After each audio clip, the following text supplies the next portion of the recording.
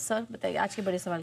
बड़े सवाल ये कि बातचीत फेल होने से कितनी गिरावट बढ़ेगी बाजार में। दूसरा, गैप डाउन ओपनिंग के आसार पूरे दिख रहे हैं, ऐसे में खरीदना है या बेचना है गैप से खुलने के बाद? क्या बाय ऑन डिप्स का मार्केट है या फिर खरीदना है या बेचना है, क्योंकि बातचीत हो चुकी है फेल। कच्चा तेल जो बड़ी तेजी से उछला है, ये बाजार को कितना परेशान करेगा, बाजार की तेजी पर कितना बड़ा ब्रेक लगा सकता है कच्चे तेल और बातचीत फेल होने का ये पूरा का पूरा एक्शन।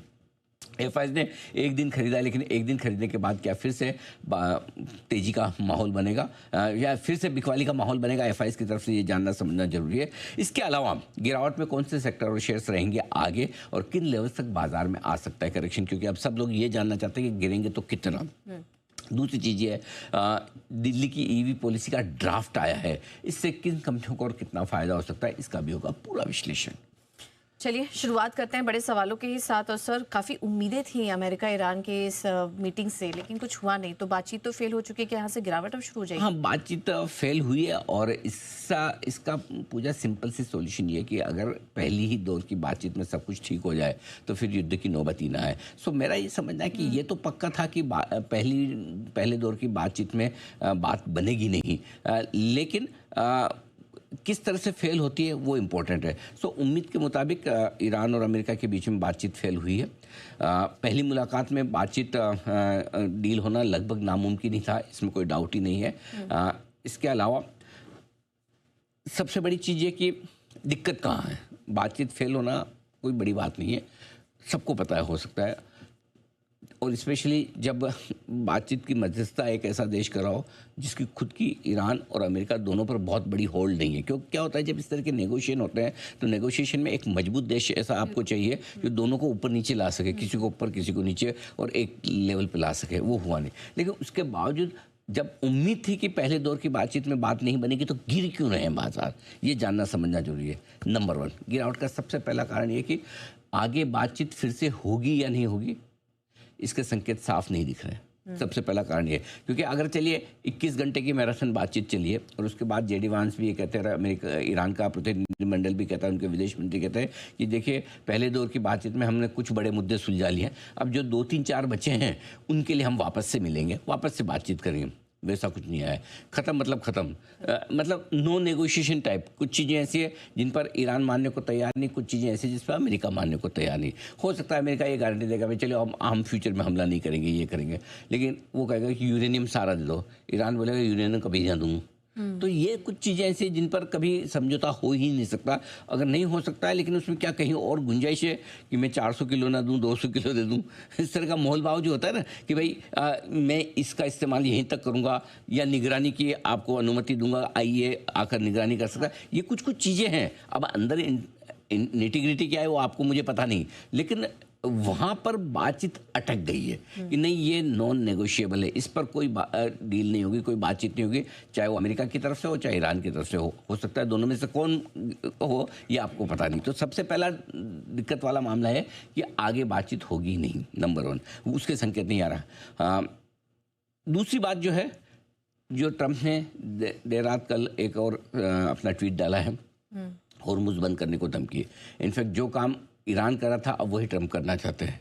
ट्रंप होर्मुज खुलवा तो नहीं पा रहे, लेकिन बंद करने की धमकी दे रहे हैं। और आज के लिए अगर बाजार के सबसे बड़ा नेगेटिव कोई एक फैक्टर है, मैं बातचीत फेल होने को भी नहीं मानता, मैं ईरान के तरफ से स्टेटमेंट को भी नहीं मानता, न इजराइल को मानता हूँ। सबसे बड़ा नेगेटिव एक ये ट्रंप क्या कह रहे हैं। ट्रंप का स्टेटमेंट ये है कि होर्मुज से कोई भी जहाज गुजरेगा हमारी परमिशन से गुजरेगा। एक तरह से वो ये कह रहे हैं कि अगर कोई भी जहाज ईरान की मर्जी से गुजरता वो नहीं चलेगा। कुछ देश थे जो ईरान को टोल दे रहे थे या ईरान के मित्र देश थे, उनके जहाज गुजरे थे। ट्रंप का ये कहना है कि गुजरेंगे तो सब, नहीं तो कोई भी नहीं। ठीक है भाई, और बातें बड़ी बड़ी करते हैं हमने सबको नष्ट कर दिया, ये कर दिया। अब भाई इतना नष्ट कर दिया तो फिर खुलवा लो ना होर्मुज, खुलवा के दिखा लो। वो तो हो नहीं रहा। मतलब वो कहते थे एक कहावत है, खाएंगे नहीं तो गिरा देंगे दूसरे का। अगर हम नहीं खा पा रहे हैं, आप कोई अच्छी सी डिश खा रही हैं, समझे आप रस मलाई खा रही है, अब मेरा मन हो रहा है कि पूजा जी मुझे भी खिलाए, नहीं खिला रही, अब मैं क्या करूं? तो मैं ऐसे चलते चलते टक्कर मारूंगा कि पूजा जी का ही गिर जाए। ठीक है ना। तो इसको कहते हैं खाएं, नहीं खा पाए तो गिरा दें दूसरे का। तो ये वो वाला काम कर रहे हैं कि मैं नहीं खा पा रहा तो कोई और भी ना खा पाए, वैसा वाला है। तो ये चीज़ है ना गलत डायरेक्शन में जा रही है। और इससे क्या होगा कि वो अंतर्राष्ट्रीय बिरादरी को सबको दुश्मन बनाने के चक्कर में चीन ने साफ कहा है 240 सालों का इतिहास है अमेरिका का। सिर्फ 240 सालों के इतिहास में सिर्फ 16 साल ऐसे गए जब अमेरिका ने किसी से युद्ध नहीं किया। 224 सालों में अमेरिका ने हर साल किसी न किसी से युद्ध किया है। बोला कि प्रॉब्लम तुम्हारी है, दूसरों की नहीं। इन्होंने कहा कि हमने हथियार चीन ईरान को हथियार दे रहा है, भेजते हुए पकड़ लिया तो हम 50% टैरिफ लगा देंगे। अब पहली चीज़ तो ये लगाना तो ऐसे लगा दे भाई, कौन सा प्रूफ चाहिए? और अच्छा प्रूफ क्या, कौन सा प्रूफ, किसको नहीं पता, नहीं भेज रहा। ठीक है, ये सब क्या है, बोल बच्चन है। तो प्रॉब्लम क्या है इस पूरे चीज़ में? प्रॉब्लम एक ही है और वो है ट्रंप।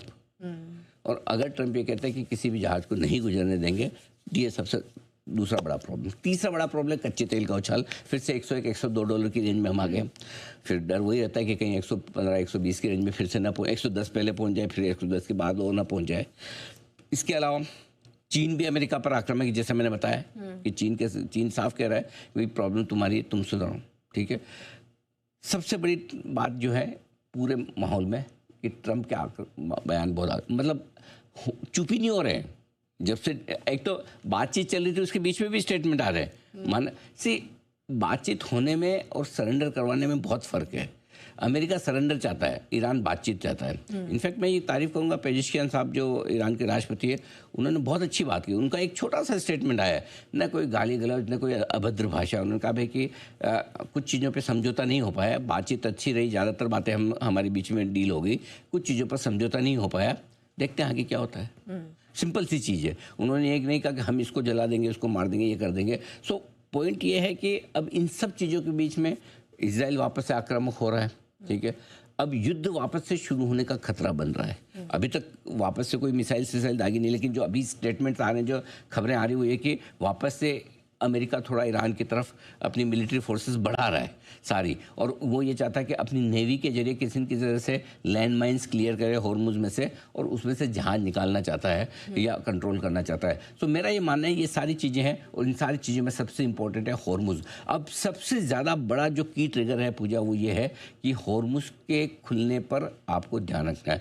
हॉर्मुज से कितने जहाज रोज़ निकलते हैं, ये सबसे इंपॉर्टेंट फैक्टर होगा। अगर उसमें और कमी आती है, क्योंकि लास्ट वीक क्या हुआ था, पहले तो 5 देशों के लिए खोला था हॉर्मुज। ठीक है, उसके बाद कुछ और देशों के लिए खोला था। फिर उन्होंने कहा कि जो आपको टोल देके निकालना चाहे हम उसको अलाउ करेंगे। अच्छा, ये खुद ट्रंप हैं वो जिन्होंने 2 हफ्ते पहले बोला था कि आप कहीं से भी समुद्र में खड़ा पड़ा है तो ईरान का भी तेल ले लीजिए, रशिया का भी ले लीजिए। मतलब वो अपनी ज़रूरत के हिसाब से स्टेटमेंट बदलते रहते हैं। अब वो क्या है, वो खिसियाए हुए हैं। अब मेरे को डर एक ही चीज़ का है और कुछ नहीं, कि एक तो हॉर्मुज बंद ना कर दे पूरी तरह से, और दूसरा ये कि वो बौखलाए हुए है कि ईरान तो मान नहीं रहा, अब मैं नेक्स्ट क्या करूं, क्योंकि चुप तो बैठ नहीं सकते, शांति से बैठ नहीं, करना तो है कुछ न कुछ। अब क्या करेंगे, वो कुछ गुस्से में खींच के मारे कुछ और नया कुछ ना कर दे, बस वही डर है बाकी।